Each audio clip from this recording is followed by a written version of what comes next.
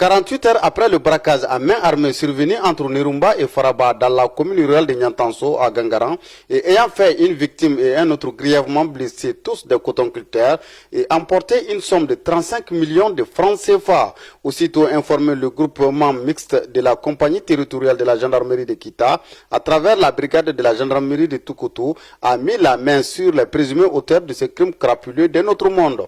Après l'acte, il s'agissait pour nous intensifier des patrouilles dans les zones ciblées, activer davantage nos collaborations avec la population ainsi que les forces sur place, qui nous ont permis d'interpeller quelques suspects en possession de la somme de 34 810 000 francs CFA ainsi que l'arme du crime.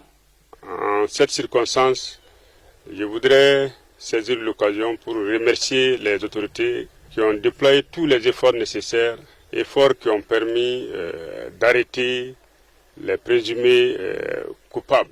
Demander aux producteurs d'observer la plus grande prudence. Cette belle prouesse du groupement mixte de la compagnie de gendarmerie de Kita et la brigade territoriale de Tukutu est due à une franche collaboration entre elle et sa population. L'enquête a mis en lumière l'existence probable d'un réseau plus vaste.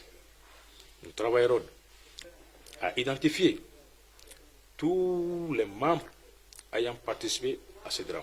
La gendarmerie nationale étant une force publique au service du citoyen, nous veillerons au respect scrupuleux des droits de tout un chacun, tout en assurant l'efficacité de cette enquête. Le secret de l'instruction s'impose évidemment à certaines étapes, mais le reste appartient à la justice.